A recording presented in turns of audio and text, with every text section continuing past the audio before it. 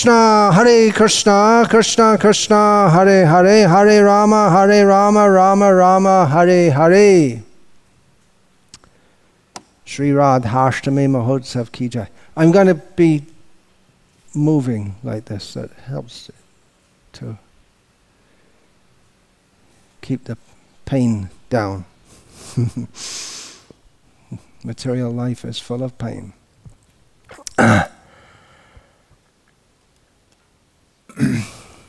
Radhashtami. So Radhashtami means Arabi, but you don't know what that means in Tamil Nadu. You've got it in the kitchen, I presume, whatever the name is. What's the name in Tamil? Okay. Well, I won't attempt to repronounce that. Radharani's favorite food, so we're called. So we're told. In Vrindavan, it's get a good price if you're selling Arabi today. Goes to a high price. News coming out of Vrindavan during the times of Kirtanananda Swami, who among other things, and there are many other things, was famous as a cook, is that Radharani's favorite food is plum chutney. But exactly the kind of plums that they have in the West. Nowadays they have them in India. But I don't know how that idea got there. But anyway, that's what they say in the Western world. So, talking about Radha, right? Yesterday I was talking about Buddhism, and you might have wondered what's that's got to do with Radha. The answer is nothing. The answer for everything about Buddhism is nothing. But bad news, I didn't finish what I was going to say about Buddhism. So today on Radhashtami, let's start this talk by talking a little bit more about Buddhism. That's very asamanjasa, means unfitting. But anyway, the thing is, we have to go there step by step. So I spoke yesterday about all of the, no, not all of, most of the prominent schools of thought in India, which is unlike in the West, where philosophy has developed over the last 3,000 years. It goes much earlier. In India, and philosophy is mostly linked with what in the West would be called religion. The two are indivisible. And mostly all the sampradayas, they seek for mukti.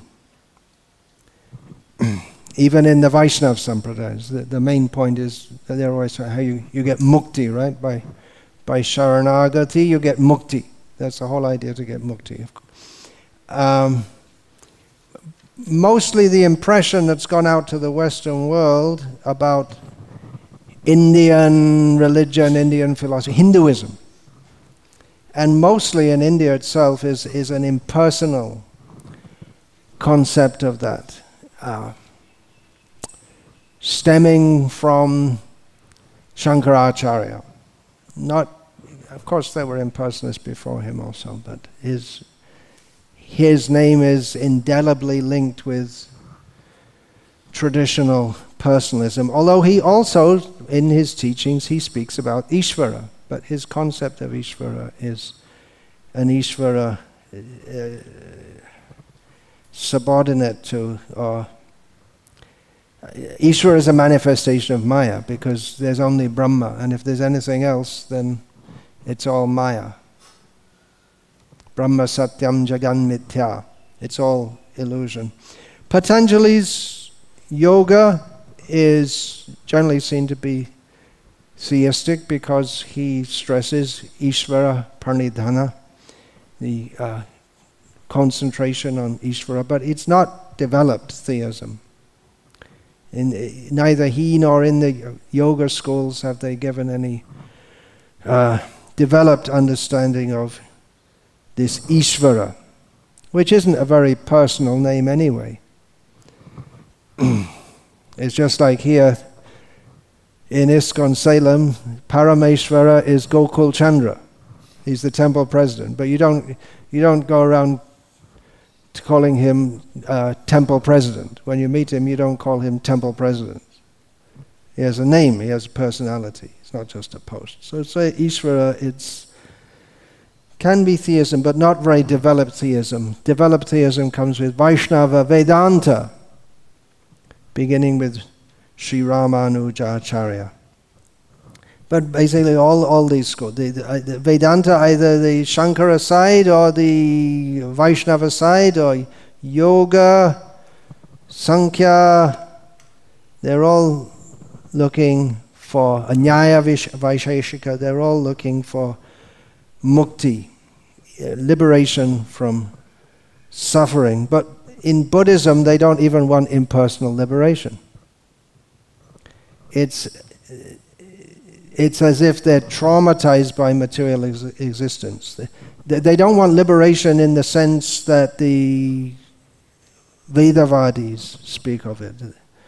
They don't want any kind of material. They don't want any kind of existence. The Mayavadis et al., they want to escape from material existence, and so, yeah, it's very similar, but to what the Buddhists say. But the Buddhists are very specific about non-existence, or not even it's even worse than that. It's as if they're traumatized. What do they say? What do they say? They say that you cannot say that it is, and you cannot say that it isn't. You can't say that it both is and isn't, and you can't say that it neither is or it isn't. They just don't want to think about any kind of existence. Existence doesn't exist for them. They're totally traumatized. There's so much suffering that they just blank it all out. I can give an example, a mundane example. This is Chandra Shakha Nyaya. We give an example from the mundane sphere to demonstrate a point. Just like the mother may point out to the child, what is the moon? Oh, look between the two branches of the tree. You'll see the moon. The moon is a long way away.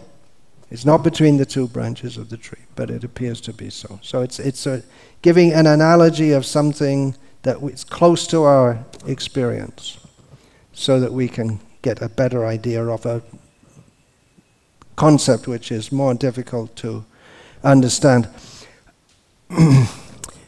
I read in the newspaper,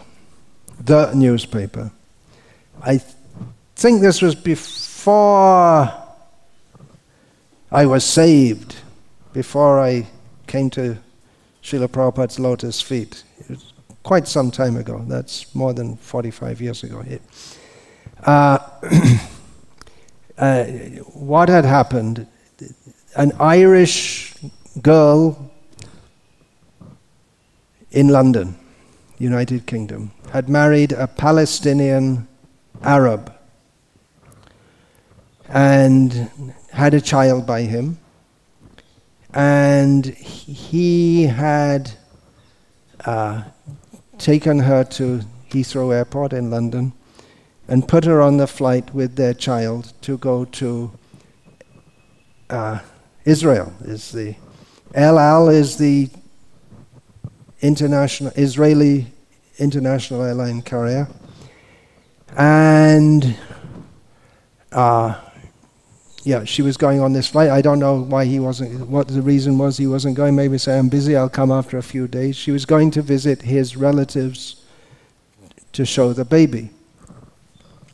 So he put her on the flight and left the airport. Now in those days, terrorism, as the modern phenomenon of terrorism, it used to be blowing up planes and hijacking planes. But that's why if you go on a plane nowadays, there are security checks to stop people bringing bombs on planes and guns on planes. But in those days,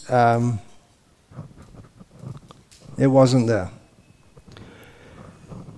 But El Al, they were more strict because they were the first victims of modern terrorism, which you could say began came to the international attention. I believe it was the 1970 Olympic Games in Munich, whatever. Anyway, they were more cautious because they knew the PIA, PIA is Pakistan International. PLA, Palestine Liberation Army, were out to get them. So LL, every landing always late, because they did security checks more. But this, so what happened? Her check-in bag was carefully checked. And then after her bag was checked, the security agents or the police or whatever called her into a side room and said, "There's a bomb in your checked-in bag." She had no idea of it. And then she realized that she had married this man out of love. He loved her. He had courted her, married her, had a child by her, with the whole aim of putting her on a flight, El Al Airlines, the Israeli national carrier, mostly full of Jews, who the Palestinian Arabs were targeting. He did all this just to put her on that flight and put a bomb in the plane so he would blow her up and the child and the whole plane. That was his whole intent. And she realized that, just in a flash, she realized that everything I've been doing, all this love and everything, I was feeling so happy. I'm going to visit my relatives. I'm so happy to be visiting them. She just realized he'd just been completely misleading her, and he was so evil. He was prepared to kill his own child. What to speak of all the other people?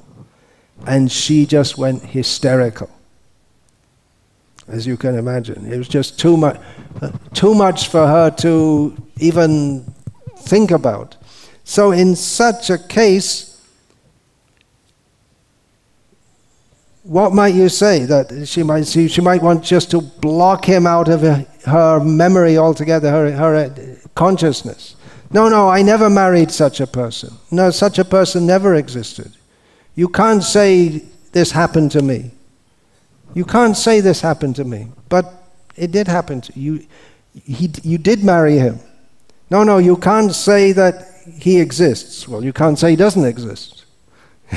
You can't say he both exists and doesn't exist. You can go on like so. It's just so terrible, and she just runs as if there's nothing. Block it out completely from her consciousness. But then when you see the whole material world and whole material existence is full of just suffering, then it's a traumatic reaction that just switch off the candle, right? That's what you say, switch off the candle. Nirvana, it literally means that. It's like putting out the candle. Then then there's nothing to talk about. So it's a traumatic experience. The Satchidananda, the idea that, well, this material world is very bad, but there's something good afterwards, that they can't even entertain such a thought. When such a bad thing has happened to you, when can you get happiness in your life after that? Very, very difficult to put your life together. And how would she ever trust any man, ever, again, in this lifetime? So that's what it's like. Whereas the Mayavadis, under Advaitavadis, under Shankara, they at least they believe in Satchidananda, even though it's almost like the same concept as the Buddhists. But there is some concept of Anand, whereas in Buddhism, well, the different schools of Buddhism define it in different ways, but mostly they don't define it. Or there may be little bits of definition, but mostly it's just... You can't even say that you'll find out when you get there, because there's nowhere to go. And, well, that's it. That's their prayojana. Whereas our prayojana, I was talking yesterday about prayojana, our prayojana is prema, love. But you want to speak to that Irish woman about love? Tell her love? Is she going to listen about love? Is she going to be ready to hear anything about love? She's too traumatized. So the Mayavadis, they have some idea, but they're also traumatized because they don't want to love Krishna. They don't want to love anyone. They want to have ananda without all the problems, because love means pain. When there's love, there's happiness and there's distress. And that's the whole situation of the material world. Dualities. Yesterday I was talking about dualities. Icha dvesha samutena dvandva mohena bharata. So Srila Prabhupada mentions in the purport that there are dualities of happiness and distress. And happiness in this material world is always linked with distress. And the highest happiness is love. Sex, love, the two things are intertwined. But it brings pain, and the highest pleasure brings the biggest pain. You see this woman, the highest pleasure in life, she's happy. She's got a husband, she's got a child, and then pain. She could not have experienced so much pain if she had been a Buddhist or a Mayavadi, because if you don't expect anything good, then you can't suffer. If you always think, a pessimist can be the happiest person. That's the logic. If you always think things are going to be bad, then things are not as bad as you might think they're going to be. But if you're optimistic, yeah, everything's going to be wonderful, and it's not wonderful, then you become more distressed. So better to be a pessimist. What's all this positive thinking? Let's promote negative thinking. Let's be realistic. This material world is miserable. Always think that the worst is going to happen. Then you can be somewhat happy. So the Mayavadis, they're aiming at ananda, but no, just ananda, but no rasa. Raso vaisaha. How do the Mayavadis explain that? All these shastras, they'll explain very, very differently to us. Very, very differently. It's probably better we don't even find out how they explain it. It'll just be painful to listen to what they say. So yesterday also I was talking about this Sambandha, Abhideya, Prayojan, how we get a little bit of idea of Sambandha, then we find out what the Prayojan is, and then we come back to a fuller understanding of our Sambandha. First of all, we understand this. Okay, this material world is miserable. I got to get out. That's the beginning of Sambandha. Okay, well, where are we going to? What are we heading for? And then we go to Prayojan. Yeah, Prayojan may be Nirvishesh, Samadhi, merging into the Brahma Jyoti. Your concept of perfection, when one is released from the material world, may be going to Vaikuntha, maybe going to Dwarka, maybe going to Vraja. And according to that, we understand our Sambandha. If we think that the highest perfection is merging in the impersonal Brahma Jyoti, then we'll think our Sambandha. There's no real Sambandha. We don't relate with anything because we are everything in that misconception. If we think that the highest goal is to go to Vaikuntha, then we think that we are Sambandha. And these terms may not even be used in other philosophical schools, but they can be applied. Also, we may think that our Sambandha is as a servant of Narayana, and then accordingly we get the Abhideya, the process for realization, or the process to come to that stage. Now, the first time and actually several times when I read in Srila Prabhupada's Chaitanya Charitamrita commentary, Adi Leela, chapter 7, where he discusses about the Mayavadi, Kashya Mayavadi. Shabaya Railo Matro Kashya Mayavadi. Everyone avoided the flow of prem brought by Chaitanya Mahaprabhu and his associates. No, Shabaya Dubai. Yeah. But the Mayavadis of Varanasi, they didn't. So they were avoiding Chaitanya Mahaprabhu.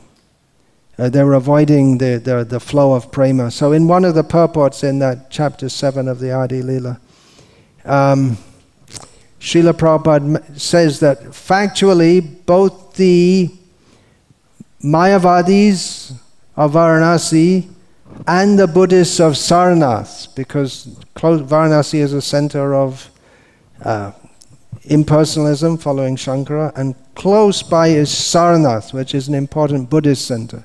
So Prabhupada writes that both the Mayavadis of Varanasi and the Buddhists of Sarnath are gross materialists.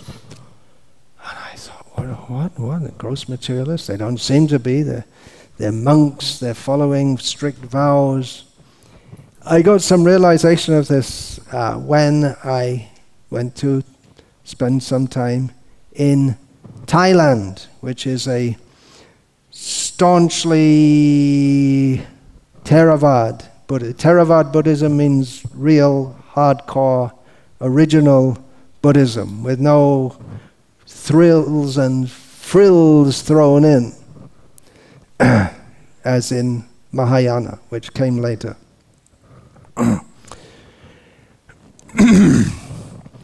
So once I asked one woman who came to our center, I was speaking in Thai, which I knew a little at the time, but I forgot now.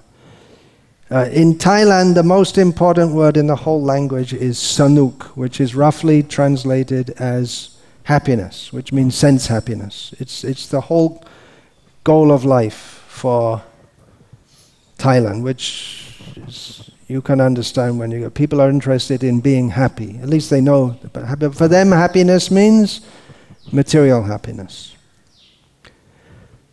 So I said to this woman, see, you eat pigs, right? Because it's the favorite food. If you go to all these Chinese and Thais and all these kind of people, Mongoloid kind of people, maybe not in Tibet, because it's a bit difficult to keep pigs up there probably, but their favorite food is pork. Pig's meat. It's their favorite food, among other things. So I said to her, you eat pork, right? He said, yeah. Well, why do you do that if you're Buddhist? Sanuk. Sanuk kap. He said, but don't you know that in your next life you'll have to become a pig? Yeah. Aren't you afraid of that? And I said, no, it'll be sanuk. And I thought, then I thought a little bit, and I thought that, well, the Buddhists, their goal is to become nothing. Not exactly nothing. It's more nothing than nothing. If you say nothing, it's no thing, but there's no concept of anything. So it's not very relishable, huh? Anyone want to become nothing? Shoot you out of existence. So the only thing is you don't become nothing. If you're an atheist, you might think that's the end. You don't want to become so the goal, prayojan, is not very relishable, and the path to attain it is not very relishable either. So people end up worshipping Buddha, which they're not supposed to do anyway in Theravada Buddhism, but they do. And actually the main religion in Thailand is worshipping ghosts. Unofficial religion, which goes on side by side with Buddhism, and they're gross materialists. Because if you see the goal The goal is not desirable. The way it means to attain it is not desirable. Then why do you want to go? Why do you want to practice the goal to attain it? And what's left? Sanuk. There's nothing left but material enjoyment. So, Radha. Here we are talking about Radha. Are we? Where did Radha come in here? She's up there. That's where we want to do. The land of love. Love without distress. That is the promise. But we're still struggling here with material desire. Klesha. We know there's Adhyatmic klesha, Adhibhotik klesha, Adhidaivik klesha. There's all different kinds of distress. Srila Rupa Goswami, who gives us Radha, Sri Chaitanya Mano Bhishtam Sthapitam Yena Bhutale Swayang Rupa Kadamahyam Dadati Swapadantikam. Rupa Goswami has established within this world the mission to fulfill the desires of Chaitanya Mahaprabhu. So the Acharyas explain this one way. Our more recent Acharyas have explained that the mission is to spread Krishna consciousness all over the world. Prithivite ache jotanagara sabatra prachar hoibe moranam. A more esoteric reason is that Chaitanya Mahaprabhu, he is Krishna in the mood of Radha, but he didn't reveal this to anyone. He came to give Radhar Mahima Primerasa Shima. He came to tell the world about the glories of Radharani, which is the ultimate limit, if there is any limit. There is no limit to love. And Madhura Brinda Bipina Madhuri Prabesha Chaturisha Baraja Jubati Bhavera Bhakati Shakati Hoitoka. Only Chaitanya Mahaprabhu could give the knowledge and information about the and the way to attain and the desire to attain the beautiful groves of Vrindavan, where the young girls of Vrindavan, their feelings for Krishna, their service to Krishna. Only Chaitanya Mahaprabhu could do this, but he didn't do it directly. He did it through Rupa Goswami, who revealed all this to the world. So Rupa Goswami, he revealed this through his writings, among which Bhakti Rasamrita Sindhu, the nectar of devotion, is the beginner's guide, the original beginner's guide to Krishna consciousness. And it's beginner's guide, and it takes you all the way up also. And there's further to go, and further to go, and further to go. But in the beginning, he delineates what are we talking about here? Bhakti. People have heard the word bhakti. It's there. Rupa Goswami didn't invent the word bhakti. It was a well-known word before he came. So what are we talking about here in this Bhakti Rasamrita? And what is this so special? Why are you writing a book when there are already so much information about bhakti? So he goes on to delineate Shuddha Bhakti, Bhakti Ruttama, which is without any personal desire.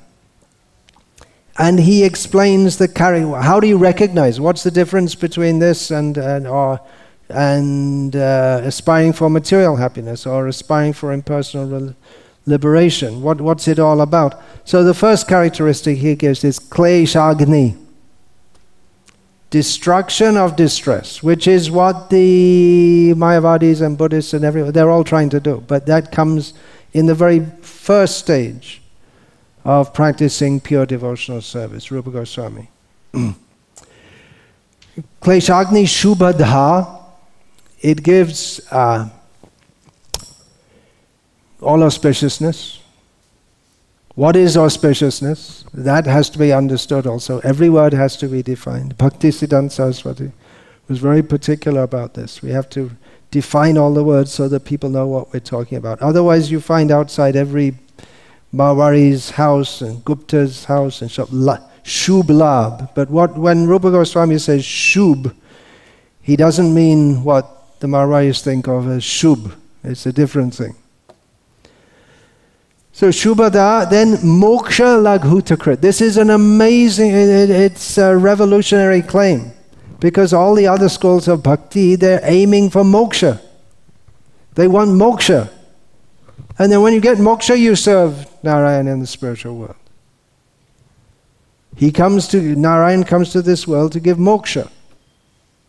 Ahang tvang sarva pāpebhyo moksha yisham. It's right there in Bhagavad Gita. He'll deliver you from all sins if you are sharanagata. But that's only the third characteristic, and we're going up to higher stages. Sudurlabha, very hard to attain. Sandrananda, it gives the greatest bliss. And the Rupa Goswami will go on to explain from Bhagavatam, and other Vaishnava acharyas have explained that this, we're talking about this greatest bliss. That is more, that's definitely more than the bhukti, mukti, impersonal, material enjoyment and impersonal liberation, definitely much more than that. And then even Vaikuntha, much more. It's a different standard altogether. Then, the last one, Sri Krishna Karshani Chasa. She, bhakti, has the potency to attract Krishna. Now this is much more revolutionary even than making moksha seem insignificant. Why is moksha insignificant? Because bhakti is so attractive that it even attracts Krishna. Shri Krishna Karshani. Krishna, the very name comes from this akarshan, attractiveness, all attractive.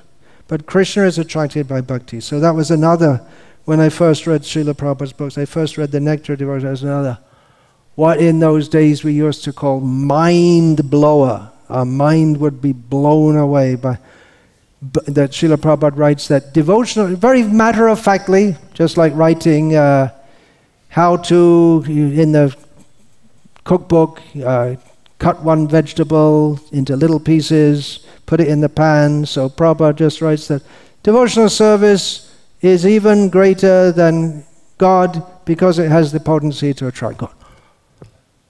Greater than God? That's blasphemy, isn't it? Well, what's the meaning of God if there's something greater than Him? This is Radha Katha, because Sri Krishna Kashini, that is Radha. She is Hladini Swarup. She's all blissful, all happiness, and attracts Krishna. She has all the potencies to attract Krishna. But Sudurlabha, very hard to get. Who will get? Sanaka Sanatana Barnita Charite. Sanaka and Sanatana are praising her, but they had to go through all this, going up to Vaikuntha as Gyanis, and eventually they became Vaishnavas, and they're the head of the Sampradaya, Nimbaka Sampradaya, not Gauriya Sampradaya. Nimbaka, they worship Radha and Krishna, so they can praise Radha, but not Chaitanya Mahaprabhu's Radha, not Rupa Goswami's Radha. They don't, same, but they don't know. They don't know Radha as Rupa Goswami knows. Who will know? If we're gonna, Rupa Goswami is telling us you're gonna go past Sanaka and Sanatan. Seems unlikely, doesn't it? But Chaitanya Mahaprabhu came to give all these things. And how does he give? Hare Nama, Hare Nama, Hare Nama, Eva Kevalam. Kalau Nasteva, Nasteva, Nasteva, Gatiranyata. By the holy name, everything is manifest. More Siddha Deha Diya, Krishna Pashe Rake Giya, Bhaktivinoda Thakur sings. By the holy name, the holy name gives me my Siddha Deha, my perfect form, and takes me to Krishna. Therefore, Lochandas Thakur praises Parama Karuna, Pahundvijana, Nitai Gaura Chandra, Sabhyavata, Sara Shiromani, Kevala Ananda Kanda. These two avatars, they're the best of all, Nitai and Gauranga. They're the best of all.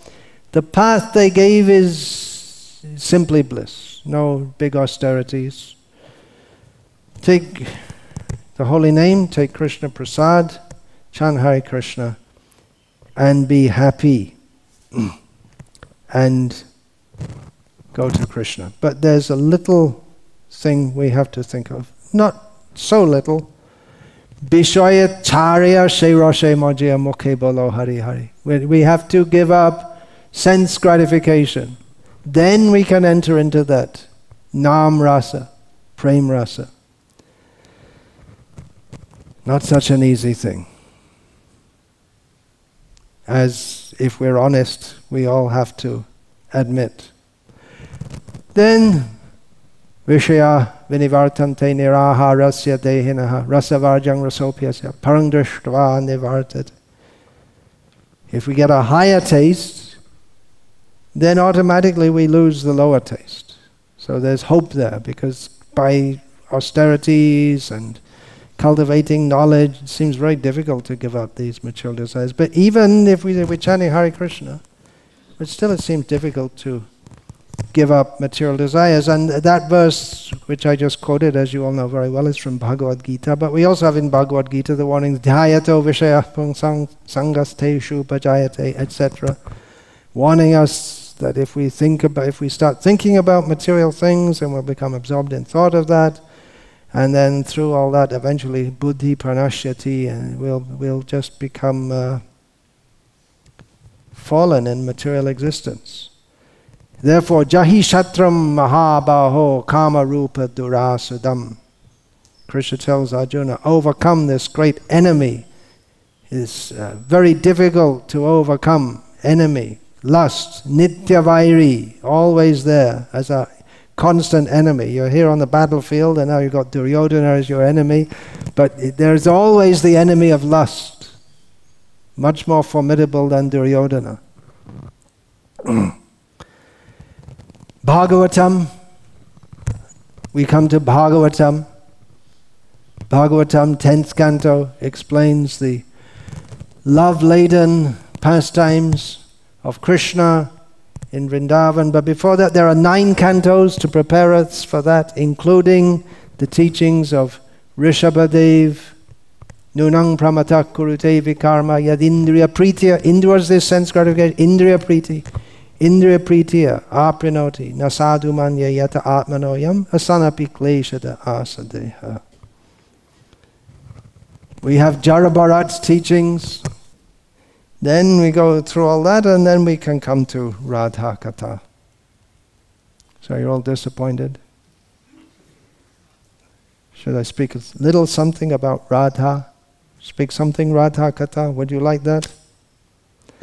I'm only speaking Radha Katha, nothing else. Everything I've said is Radha Katha. What is it about Buddhism and this and that? Some people say that Prabhupada hardly spoke about Radha Katha. Even on Radhashtami, he spoke very little about Radha directly. Well, for that matter, even Shukdev didn't mention her. Shukdev, who's Radharani's parrot, he didn't mention her name directly. One reason for that is that he thought that these great rishis and sages, they weren't all ready to hear that. So cautious.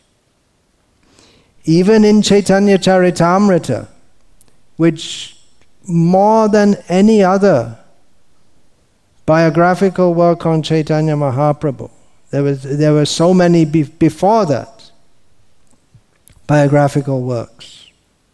But more than any other, in Chaitanya Charitamrita, more than other biographies, Krishnadas Kaviraj Goswami reveals Chaitanya Mahaprabhu's giving Radhar Mahima, the glories of Radha.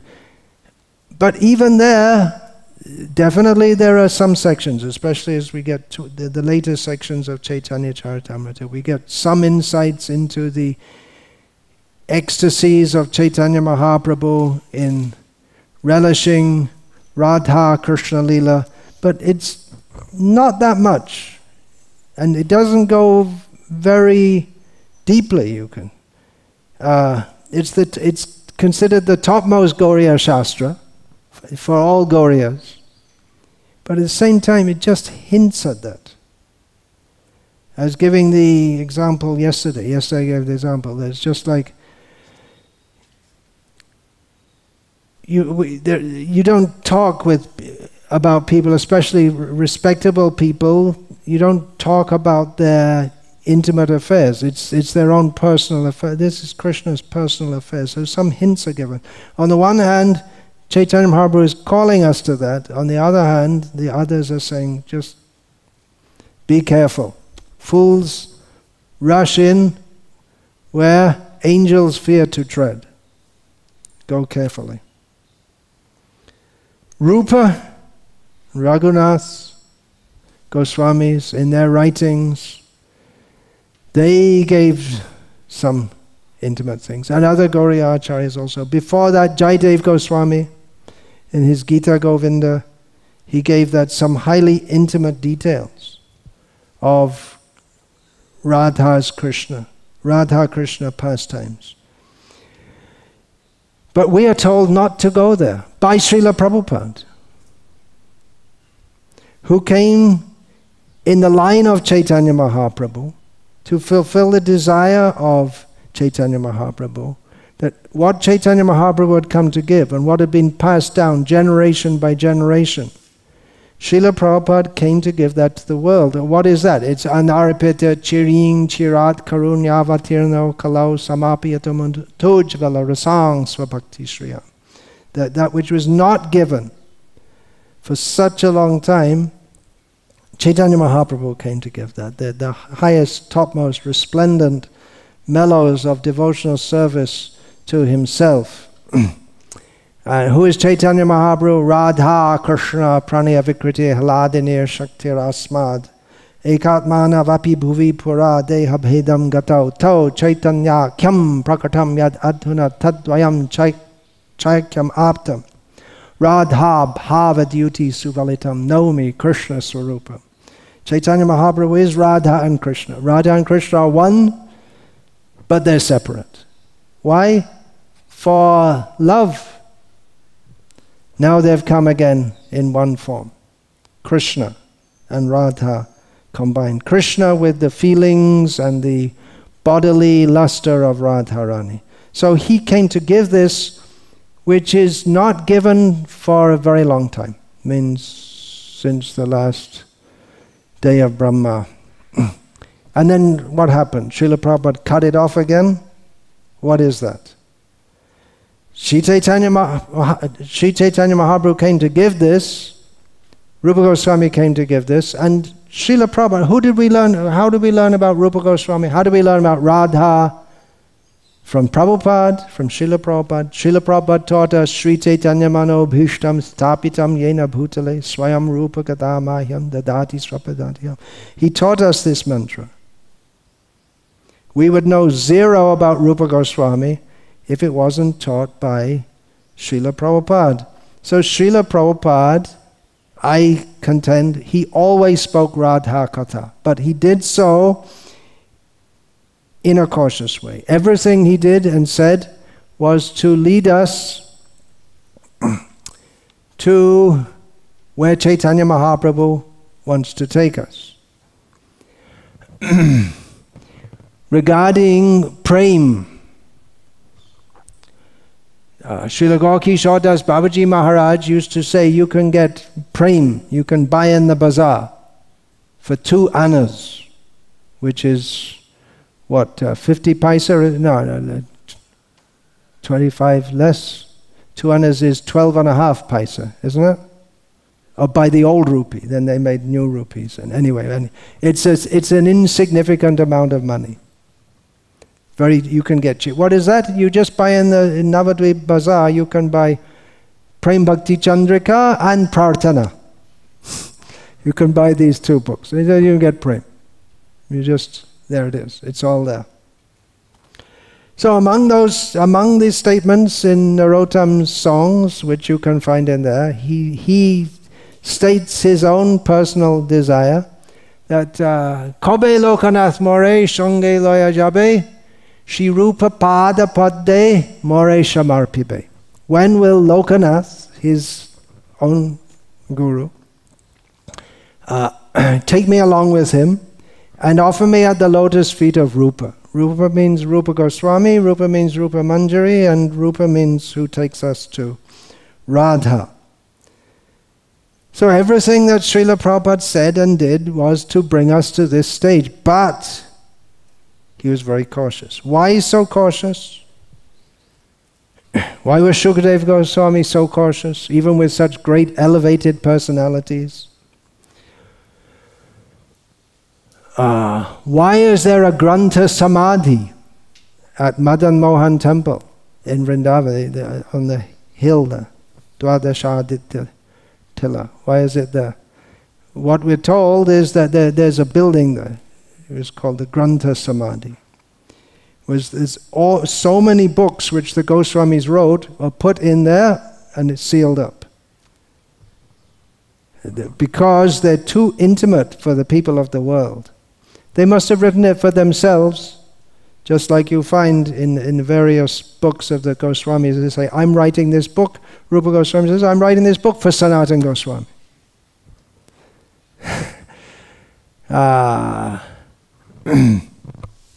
Writing this book for Raghunath Das. He's so morose. Have to cheer him up a bit. So there were things which they wrote which are still considered too intimate for us. Not that it may not be that they'll be too intimate forever, otherwise what's the point of worshipping Chaitanya Mahaprabhu? But at a certain stage we should be very cautious. And other things will be revealed, as Srila Prabhupada used to say, when we go there. What's it like in the spiritual world? You'll see when you go there. Nanda Maharaj is growing fruits and flowers and vegetables in the garden. What does that mean? That means they grow and then they die. There are the 6 changes, and in the spiritual world everything's eternal. You'll find out when you go there. How does it work? It doesn't work according to the material energy. It's all there. Here we have Mayadhyakshena Prakriti, the material energy working under Krishna's direction. But there it's all Achintya Shakti. And Krishna's not in charge of that. Some very intelligent woman is in, just like in this material world, the president is a woman. It's all run by a woman, right? And you can understand why it's such a mess. Whoops, better edit that out. But in this, actually if you go below, then it's all, the spiritual world is manifested by Baladev. So everything's in order in Vaikuntha and Ayodhya. See, I can't keep misogyny even out of Radha Katha. But when you go to Vrindavan, it's all chaos again. It's managed by women. There's all this Leela Shakti Yoga Maya.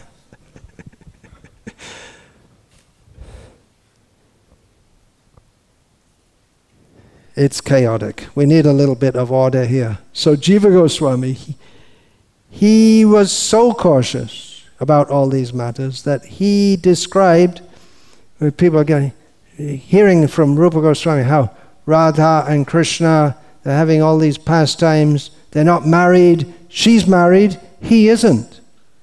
Wait a minute, God? Who's this? Rama comes and teaches us all the yada yada hi dharma samsthapanartha. He comes from manifesting dharma, and then you say this Krishna, yeah, we can accept Krishna as God, but not like that. If he marries Radha, that's all right. That'll have to be before she marries that. Anyway, we won't say his name. You won't find his name mentioned much. Not a very popular figure in Gauriya literature. So Jiva was so cautious that he described the marriage of Radha and Krishna. Jiva Goswami, everything he did was to serve Rupa Goswami. But he upset Rupa Goswami also, very badly. Jiva, his father died young. His father, who was the younger brother of Rupa and Sanatan. And Jiva, when at home as a child, was simply thinking, I want to go to Vrindavan and I'll serve my uncles there. So he did. He was taken on a parikrama of Navadvip Dham by Nityananda Prabhu. This was after Chaitanya Mahaprabhu had passed away. And then he went to Vrindavan, but he stopped on the way in Varanasi. What on earth for? To learn all of Mayavad and the grammar and everything. Why would he want to do that for? Well, it's going to hell. Kaivalyam narakayate. There's all this discussion of impersonalism, and so it's just like going to hell. But he did that to understand all these philosophies so that he could write in future philosophical justifications of everything that Rupa Goswami did, which is what he did. He established in his Sandarbhas that Rupa Goswami is writing about Radha and Krishna in the forest, they're unmarried, and then Jiva Goswami says, okay, you don't believe it? All right, so what are we going to discuss? Let's discuss philosophy. All right, what's tattva? What's tattva? And then tattva means you have to take Srimad Bhagavatam. He proves that first of all. Then he proves Bhagavatam, unlike Daniel Sheridan thinks, is not, and others think, is not a book of Advaitavad. It establishes Bhagavan. And then he goes on and on and on, and he describes, eventually comes to Priti Sandarbha. After establishing all these things, he establishes that love is the highest, and love means the gopis is the highest love, and the best gopi is Radha. So he comes to it, to that point.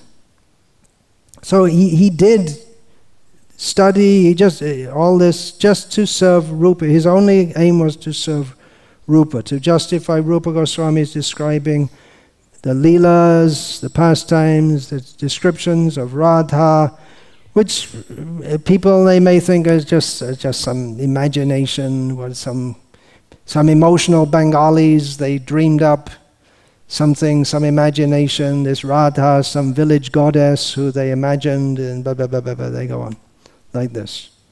So Jiva Goswami wrote his Sandarbhas,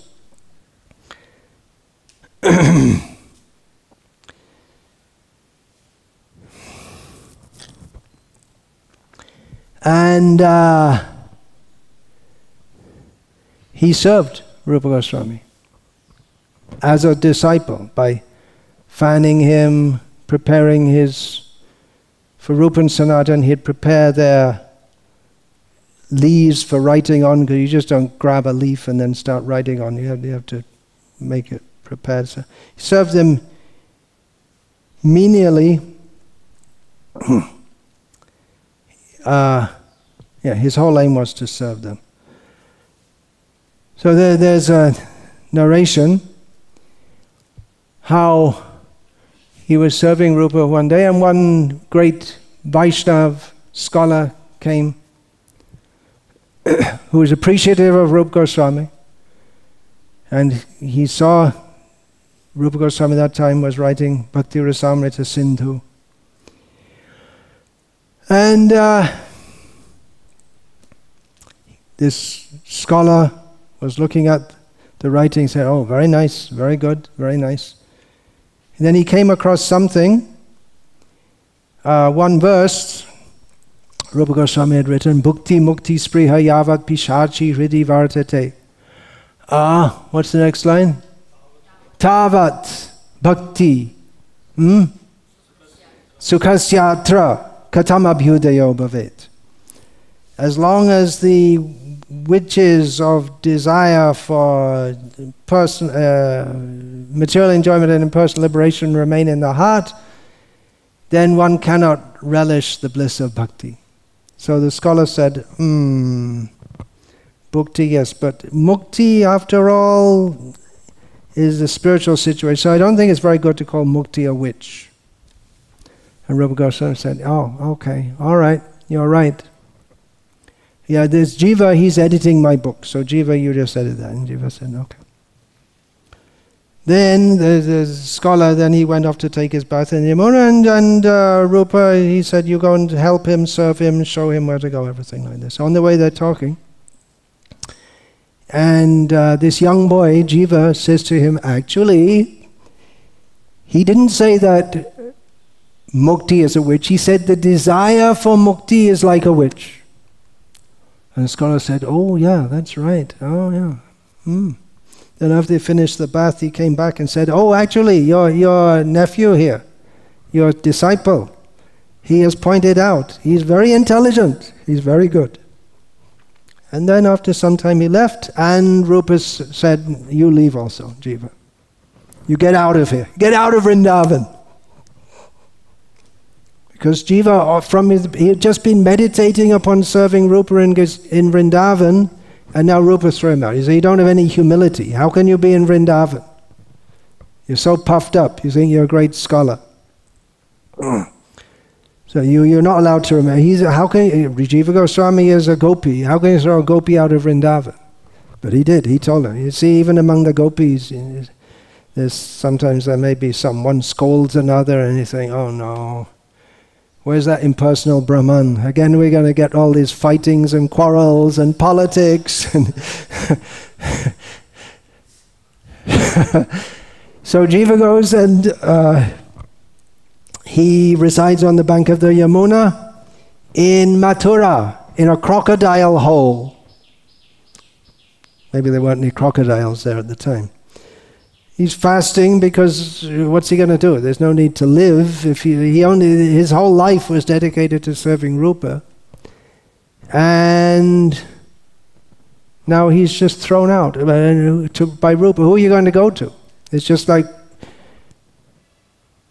sometimes among my disciples there's a disagreement, and they try and work it out, and then they may go to senior godbrother, and then if that doesn't work, they come to me. And then if I don't say what they want to hear, then where else is there for them to go?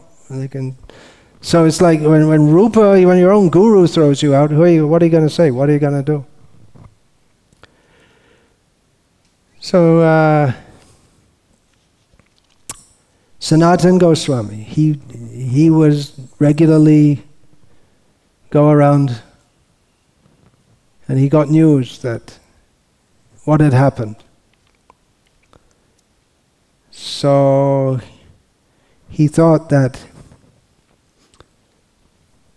Rupa goes, he's getting a little extreme here. So he went to Rupa and he said, oh, you remember that Chaitanya Mahaprabhu, he instructed me in Varanasi, right? Yeah? And he told me the essence of everything. What is that? You remember there's that famous verse? Yeah, I know that. Jibe Daya Name Ruche Krishna Shevon Iha Boy Dharma Nahi Shuro Sharatal. Mercy to the Jivas, taste for the holy name, serving Krishna. Apart from this, there's no dharma. Listen, Sanatan. That may be from some edition of Chaitanya Charitamrita that we don't. It's a famous verse anyway, it's in Bengali. And then Sanatan said, I think you're a little lacking in the Jiva Daya department. He said, oh yeah, you're right. Okay, call him back. Because Sanatan could correct Rupa. Otherwise there's no hope. So in this way, Jiva, he had the experience of upsetting Rupa Goswami by not, in what Rupa considered not having sufficient humility. It really puts you in a binder. If someone insults your guru and then you try to justify, and He was only doing what he should have done, but anyway. That is,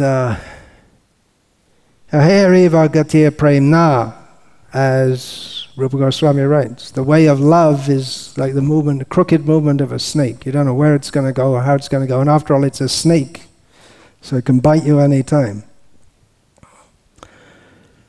So Jiva, he dedicated his whole life. His whole life was simply to defend Rupa Goswami by his writings, but then he seemingly went against that by saying that Radha and Krishna get married. And if Radha and Krishna get married, then what did Chaitanya Mahaprabhu come to give? The excitement of the Radha and Krishna pastimes is in their not being married.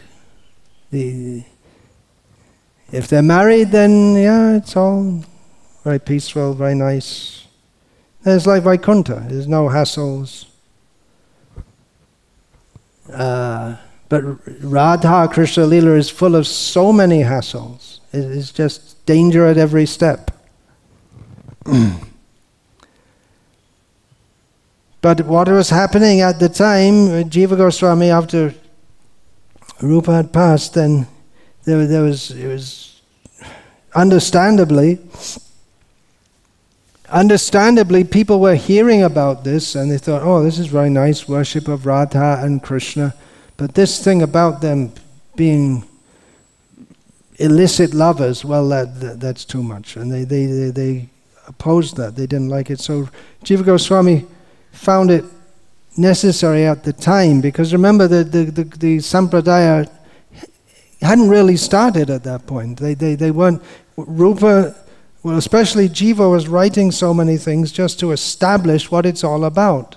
People didn't know. In Bengali, they didn't know either. There was a lot of preaching of the holy name, but what are the actual teachings of Chaitanya Mahaprabhu? They didn't know. But there were ideas here and there about what it's about. That's why Jiva Goswami sent the books to Bengal. There was something like Bhaktivinoda Thakur, when he wanted to revive the pure line of thought from Rupa Goswami, in the beginning he took help from, or he aligned himself with people who were not pure Vaishnavas, but they were promoting Radha Krishna. They liked Chaitanya Mahaprabhu, the idea of Chaitanya Mahaprabhu and all this, but they weren't pure Vaishnavas. And Bhaktivinoda Thakur associated with people like this Shishir Kumar Ghosh, who was very prominent in promoting Chaitanya Mahaprabhu among the people of Bengal at that time. You don't hear much about him from our side, because he had some strange ideas and habits also. He was also, Bhaktivinoda Thakur was also on good terms with Radharaman Charandas Babaji, who promoted the Nitai Gaur Radhe Sham heresy. Because when you're trying to get started, you need all the help you can get. So it's something like that. So this preaching of Parakya Bhav, the unmarried, lawless love between Radha and Krishna, that was causing so much disturbance that Jiva Goswami put a check on it by saying they get married. And we can't deny that because Jiva Goswami says it. But we are going to deny it because Rupa Goswami says differently. So to stop the disturbance, Jiva Goswami wrote it, but then it caused a disturbance in the whole Sampradaya, in as much as the real purpose and understanding is lost. So Vishwanath Chakravarti Thakur came. Some say that Rupa Goswami appeared again as Vishwanath to again establish that. And Vishwanath established clearly that the actual teachings of Rupa Goswami, everyone accepts, we have to follow Rupa Goswami. The actual teachings are this Parakya Bhav. And if Vishwanath had not done that, then probably in Bengal there wouldn't have been all these Sahajiyas. If he hadn't have done that, then the Radha Krishna cult would be going on very nicely, very respectably, but it wouldn't be Chaitanya Mahaprabhu's teachings. It wouldn't be the highest understanding. So it's a quandary what to do.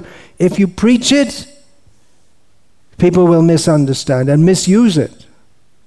And if you don't preach it, then who will know? It'll get lost from the world. So Srila Prabhupada, he gave it very cautiously, following his own guru. He didn't deny it. He clearly made it known what is the goal, but considering the circumstances, he didn't elaborate on it more. You could say, well, maybe in future he would have done. That's conjectural, but we think maybe, well, it would seem that he might do. Because after all, what is our sampradaya heading at? But what Srila Prabhupada was dealing with, and what we are dealing with, is that we're all in the gutter of material attachments and material desires. So we have to go carefully and cautiously. And that will continue. It's not that Chaitanya Mahaprabhu himself even discussed these things with everyone. Srila Prabhupada said that, or he described that Chaitanya Mahaprabhu, for most people, his program was kirtan and prasadam. For big scholars like the Mayavadis of Varanasi, and before that, Sarvabhauma Bhattacharya, he discussed Vedanta philosophy, that only for a few. And topics, intimate topics, he would discuss with a much smaller group, and most intimate topics, he discussed only with Sarup Damodar, Ramananda Rai, who we know about, and Shiki Mahiti and Madhavi Devi, who we know not very much about, very little about. Maybe more about them will surface if there's more research done in Oriya literature, maybe. And that was, again, Rupa Goswami, although he wasn't privy to these most intimate talks, he was in Vrindavan a lot of the time, which is one reason. He brought that out in the books. And anyway, even if he didn't hear it, even if he wasn't part of those talks, he was empowered by Chaitanya Mahaprabhu to reveal this to the world. So he did that. And Vishwanath re-established that. But it was so controversial, it is so controversial a topic, that Vishwanath, he was so influential in establishing this, that people who identified themselves as followers of Chaitanya Mahaprabhu and of Rupa Goswami, who were opposed to this idea that Radha and Krishna's love is parakya bhava, lawless love. They couldn't defeat him philosophically. So, Kotito Ache, it is said, it's in folklore, you could say, or it's in oral tradition, which is accepted in Bhagavatam as one of the sources of pramana, evidence. So what happened was, then some pundits, means brahmanas, they conspired to personally kill Vishwanath. You think we have problems in ISKCON? Well, we don't have much killing. We don't have people trying to kill the Acharya. Some people even say that. Anyway, they saw that Vishwanath would go daily, early morning, before dawn, or around that time, on parikrama, around Vrindavan, the greater Vrindavan area. So they thought, that's a good time. We'll catch him in a quiet place and kill him. That's what they thought. So they were waiting, and they saw him coming. They were ready. But then they didn't see him. And there was, what happened? And they looked, and they saw there was one young girl there who was picking flowers, very beautiful, young girl. And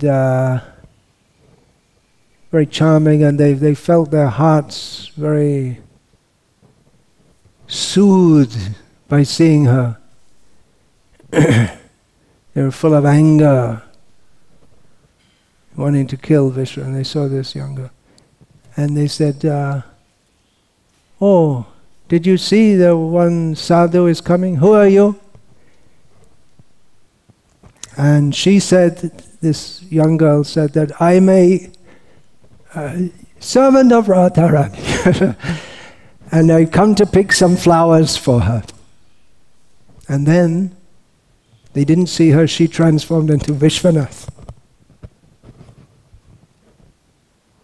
So philosophically they were not convinced, but they were convinced after that. Their hearts became softened and they realized they'd made a great offense. But you can see that this topics of Radha and Krishna, it's the truth, it's the highest truth. But it's very dangerous truth. Very dangerous, it'll be misused, it will be misused. It's a great quandary for our sampradaya, that on one hand we have to preach it, on the other hand we know it will be misused, highly open to misuse. So then how do we do it? You want to give it, but you have to give it very cautiously, you have to see who's qualified. Chaitanya Mahaprabhu, patra patra bichanahi, nahi sthana stan, jejaha pai tare deya prem dan. Chaitanya Mahaprabhu did not consider who is eligible, who is not eligible. But anyone, they freely, the Panchatattva, they gave love of God, they gave prem to everyone. But in the intimate matters of understanding, some caution is there. And I'll get back to that. Because you can see it's a very dangerous truth. So that truth became propagated widely. And then so many Sahajyas in Bengal misusing that. Then Bhaktisiddhanta Saraswati Thakur came and stop all this nonsense. And instruct. He also, follower of Radha, but he came and he was apparently not promoting Radha, in the sense that he was very cautious about speaking openly. He cautioned his followers, don't go to all these Sahajya kirtans. Follow the path step by step.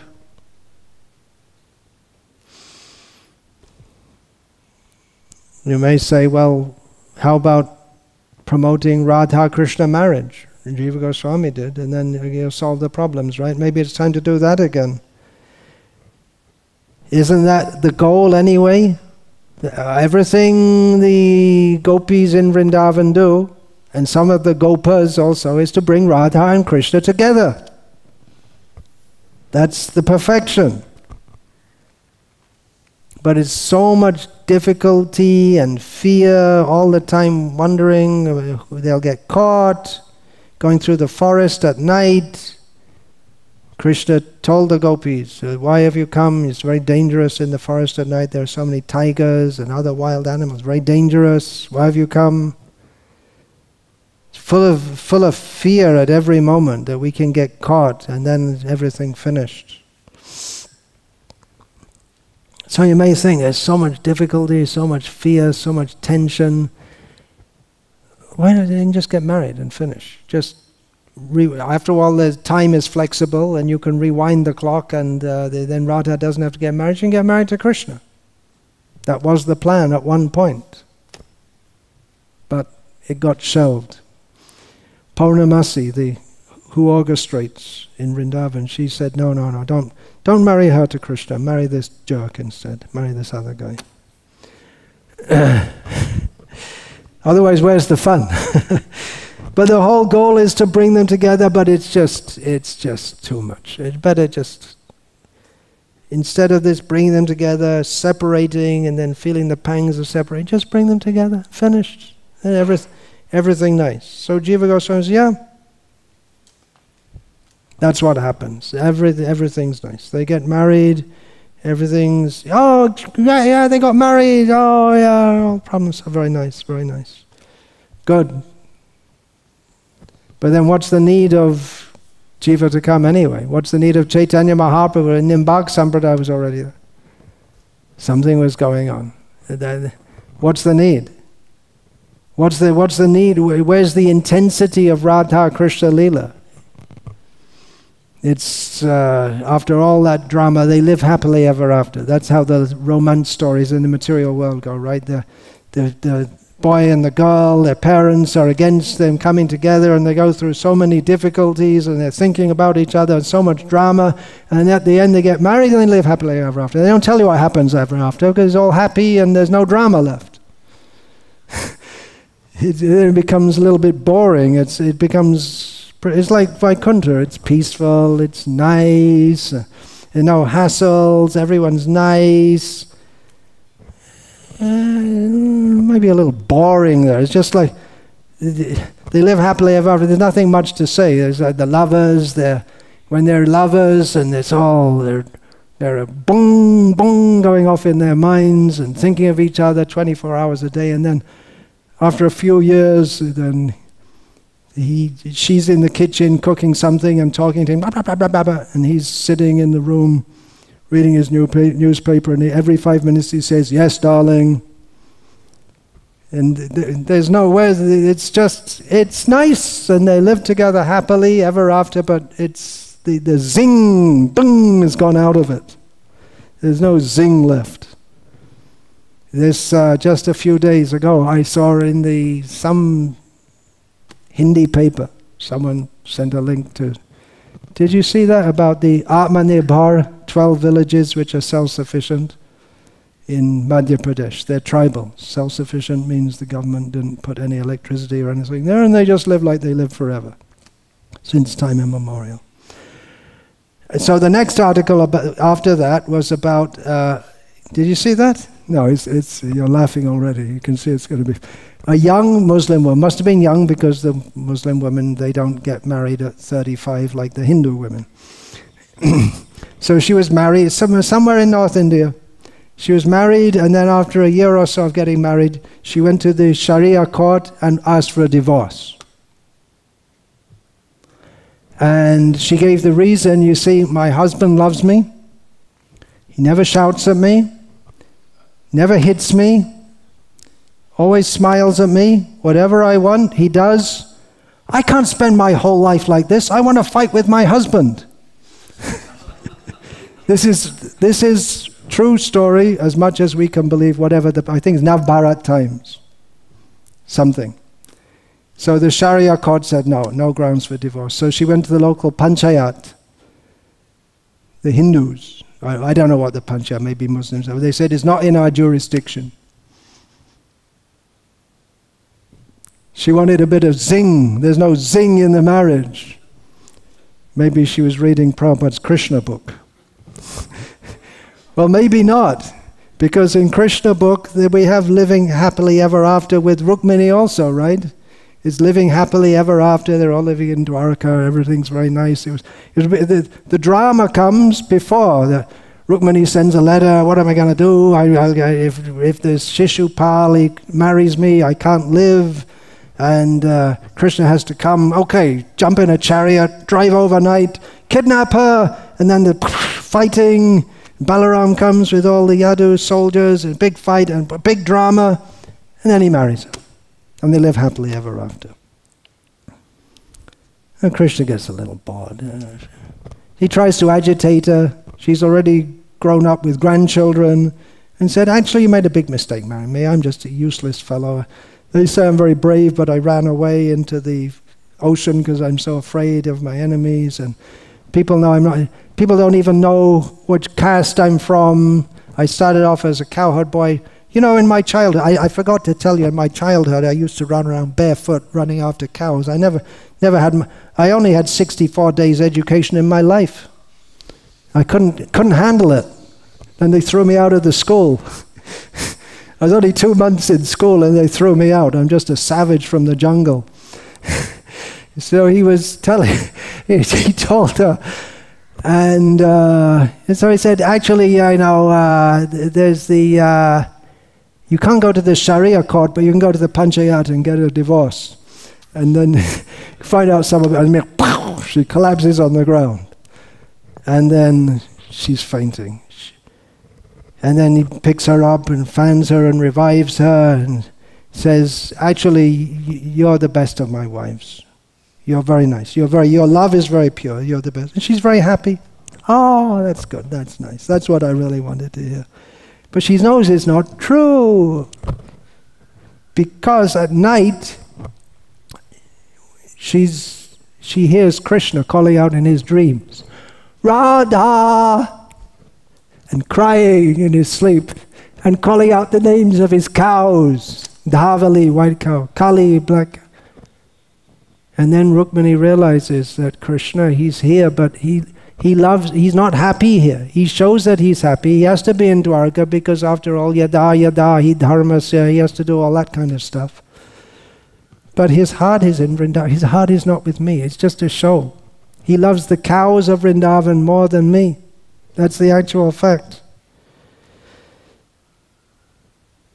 But she's very pained also because Krishna is suffering. She can't do anything to help. She's helpless. And she knows that she goes through his daily activities in Dwarka, just diverting his attention away. He has to keep busy just to forget. He's also traumatized. What am I doing here in Dwarka? What happened? I just went to kill Kamsa and then... Fate is very strong. That's what Krishna told the gopis. Fate is keeping us apart. Well, Krishna is fate, right? But he has his own Leela Shakti also. Love is, remember? Bhakti. Love is more powerful than Krishna. The root of all problems is desire. Desire causes suffering. Desire means love. Love means pain. So Krishna, he's subjected to this also. But anyway, she's hearing this from Krishna. What can she do? The morning comes and then she forgets. By Leela Shakti, she forgets and she thinks, oh yeah, I'm the favorite queen of Krishna. All the queens of Krishna. Things like that. Who could love him better than me? So Radha Krishna Leela must be Parakiya. There has to be that zing, jing. There's no zing in family life. It's just cool, calm, collected, according to Dharma. That's the way it should be in this material world. Living according to Dharma, peacefully, performing your prescribed duties, and chanting Hare Krishna. But on the material platform, the zing comes from chanting Hare Krishna. But on the material platform, one has to live very ordered, peaceful, regulated life according to the dictates of Shastra. But Radha Krishna Lila means there's never-ending zing. It's always there. Jayo Jayo Jvala Rasa, Sarva Rasa Sa, Parakya Bhave Jaha, Brajate Pracha. It's always exciting. The excitement never ends. Jiva Goswami emphasizes marriage, otherwise it would have caused chaos in the world, and in the name of Rupa Goswami, Dharma would be destroyed. Then Dharma Samsthapanataya, that will be destroyed. So the Dharma Samstha, maintaining the basic social order, that is required in the world. But there's no purpose of the creation unless the pastimes of Radha and Krishna unfold. Otherwise, we see the pastimes of Radha and Krishna are so unato jvala rasa, they're such a highest level, then what's the point of even existing without that? Jadi Gorna hoito, tobe ki hoito, kemone dharitam. If Chaitanya Mahaprabhu hadn't come to give all these things, how could we even have lived? What would be the point of living?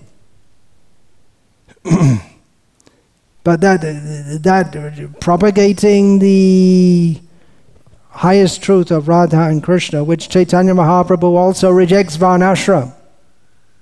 At that level, but if you reject Varnashram in the world, then it becomes complete chaos. And no one's going to come anywhere near close to Radha and Krishna. They're all just going to go to hell. So it's required to keep order in the world, But it's also required to preach about this chaotic situation, chaos of love, which is eternally in Vrindavan. So, Vishwanath comes, Parakya. So it's a dilemma that Radha Katha should not be broadcast because of the damage that it almost certain it's going to be misused, misunderstood, misused. But if it's not broadcast, then there's no meaning to anything. Then we become what? Buddhists. The world is full of pain. So we have to escape from the pain. Well, where is there to go? Impersonal Brahman. We can go to Vaikuntha. Or just why bother with all that? Just enjoy while you're here now. Yavat jivet sukham jivet. Just live happily now. Anyway, you become a pig in the next life. You can enjoy that also. See the pigs, they look happy, right? And there's no... If this is not broadcast, then where do we go? I may go to hell. I may become a pig, this woman said. But that'll be some enjoyment there. It says right in Bhagavatam that there are kind of happiness experienced even in hell. Indra became a pig and thought, this is very nice. But that parakya bhava of Radha and Krishna is so superior that people should know. Why should we actualize? It's enjoyment in the material world, yes, but the basic situation is one of intense suffering. And the antidote to that is the intense bliss of Vrindavan. The materialists, they may think, well, we go to hell, but let me enjoy just for a short time. So we can think the same thing. You may not believe in Radha Krishna. You may say, where is it in the Vedas? The atheists, they just laugh at the whole thing. What's this? Oh, God, rubbish. Everything's finished when you die.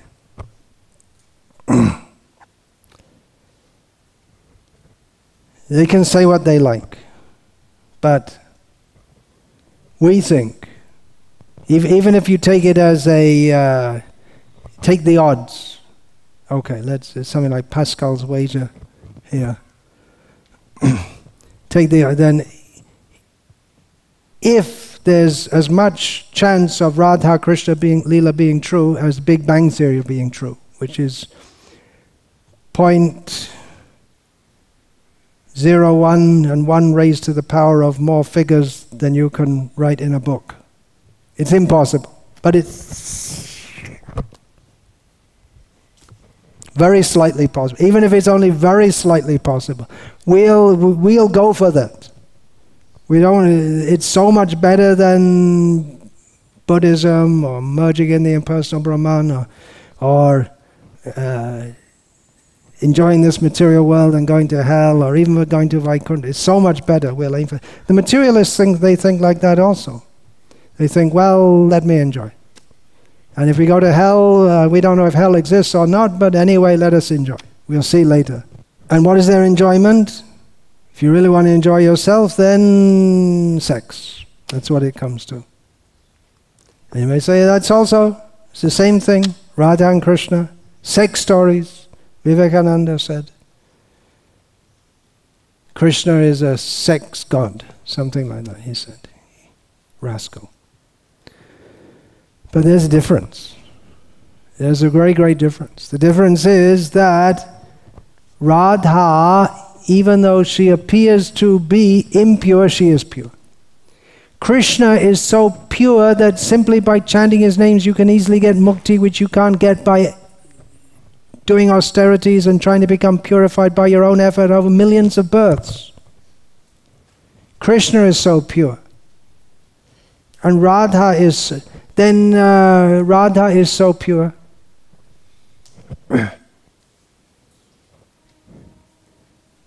Krishna, he proved this. Because, in so many ways he proved it, but there's one particular incident narrated that Radha was feeling morose because living at home with her mother-in-law Jatila and her sister-in-law Kutila, and they were always on her case. That you see, Radha, she's a very bad girl. She came into our family and she's polluted the family by always running around after Krishna. They could never prove it, but there was enough circumstantial evidence that they might have got a case if they'd have brought it to court. But no direct proof. That always evaded them. Purnamasi is always just avoiding proof. There's one narration before I go into this. Okay, now we're having Radha Katha, real direct stuff. That one, Krishna's in the room with Radha in her house, and then all of a sudden they get to the Kutila and Jatila come, and Krishna jumps out the window. But he left his flute behind. Evidence! Now we have evidence. Flute. Take it to the court. Then Purnamasi, what's she going to do now? She's arranging all the pastimes. So she turns up. And Jatila and Kutila, they always come to her because everyone goes to her. See, now we have evidence. And Purnamasi, you know last night it was raining flutes.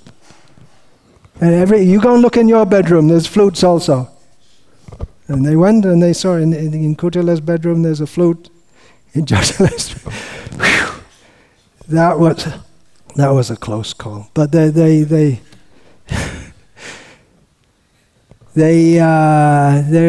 using this word kalankini. That's the worst word you can say, because the families, they have a noble tradition.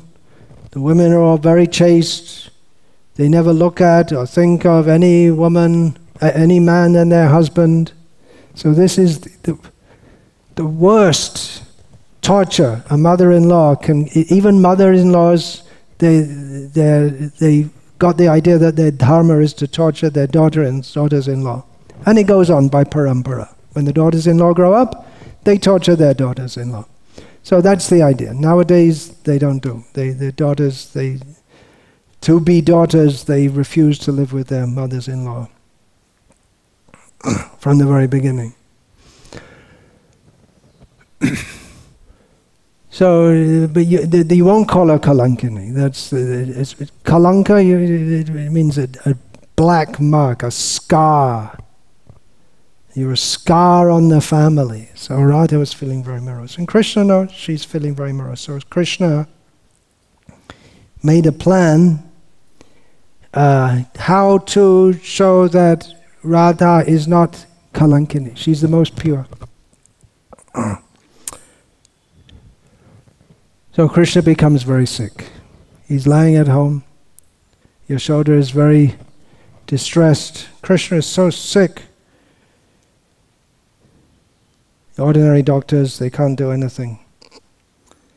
Then one unknown doctor comes, wandering doctor.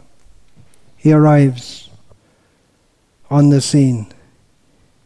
And he says, let me see. I know all kinds of things. Let me see, what's Krishna's condition?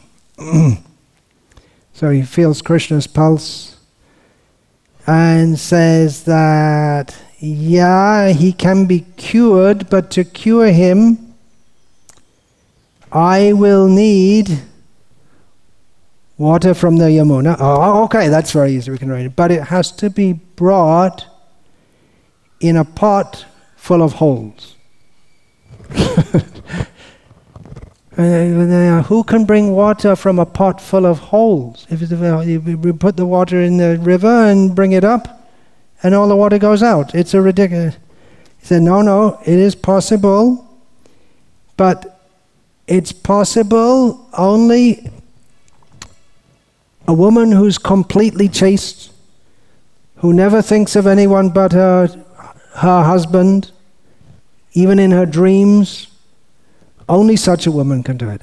So very good. Okay, I'll go. He said, no, you can't go. Oh, then my sister, no, she can't go. Not from your own village. Has to be from some other village.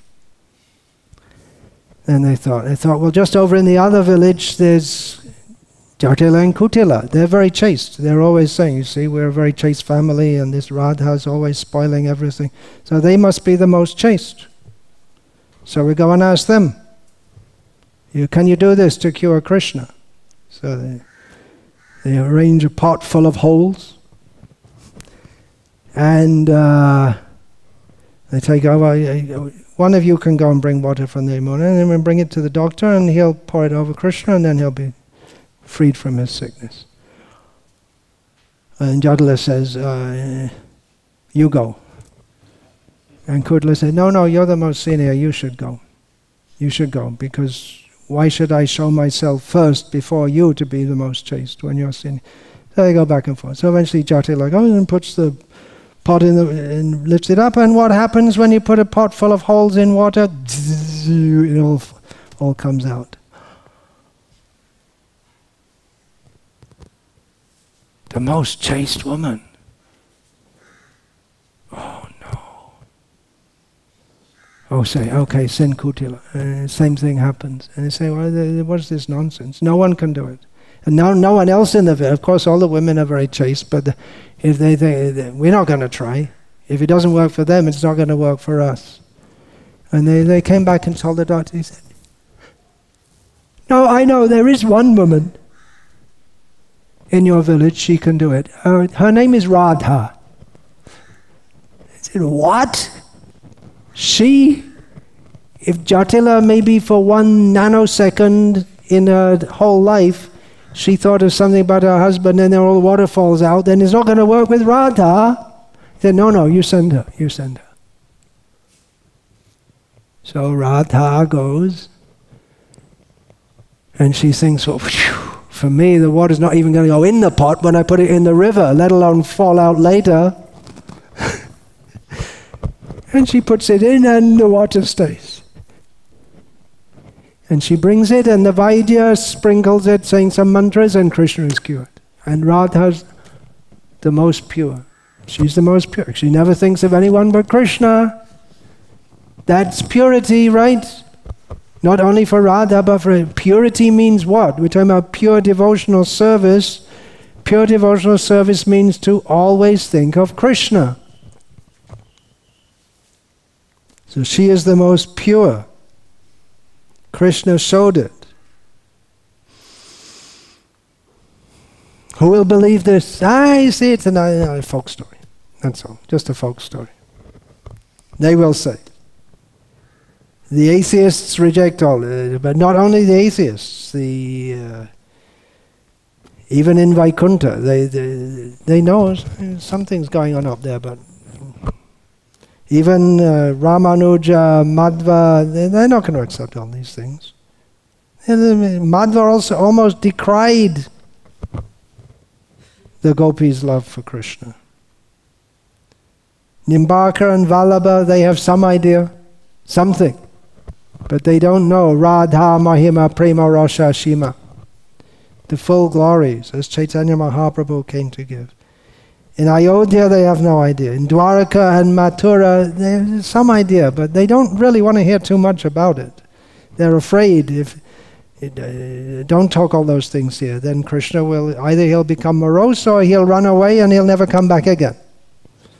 So we got him after a lot of difficulty, we got him, and now don't talk all those things. We'll keep, he's Yadunas, Mathuranas. So everyone will decry. Who are we going to preach? What are we going to preach? Radha's love for Krishna. Who will accept? Jiva Goswami has proved in his Sandarbhas. If you accept the Vedas, that's another whole thing. But at least to the follower of the Vedas, to civilized people, He has proved, if anyone cares to go through, that love is the highest principle. Rupa Goswami said, Moksha Laghuta Krit, making liberation very insignificant, sensational, revolutionary statement. Jiva Goswami defended Rupa. He proved systematically, went very systematically, methodically, step by step. He didn't just say, yes, Radha at the beginning, but step by step. He first of all established Bhagavatam is topmost evidence. Then next step, Krishna. Bhagavan, not Krishna, that comes later. Bhagavan is the subject matter of Srimad Bhagavatam. Paramatma is there. Impersonal Brahman is also there. But Krishna, okay, Bhagavan is established, and then Krishna. Krishna is supreme. Then you do bhakti. Then you can become purified. Then you go to love, priti sandarbha. Then he explains Radha's highest position. Very slowly, systematically. Jiva Goswami, he explains that all and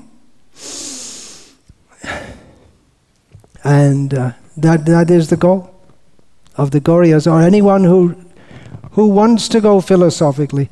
If you want to say philosophically, starting from where we are, just like Descartes in the West, started from where we are.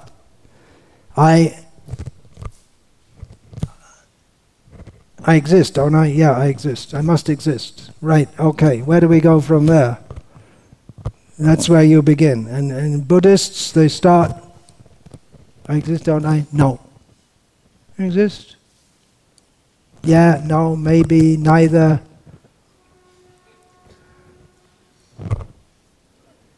As far as philosophy is concerned, a tremendous philosophy in Buddhism. But again, we don't just start philosophy step by step and go up and find, because avang manasa gochara.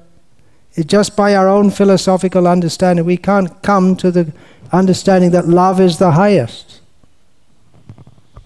Love, and then if you go intuitively, then there's only what we see, what we believe, then we come to science, and there are chromosomes and DNA and hormones, and love is just some electricity bouncing from one hormone off to another.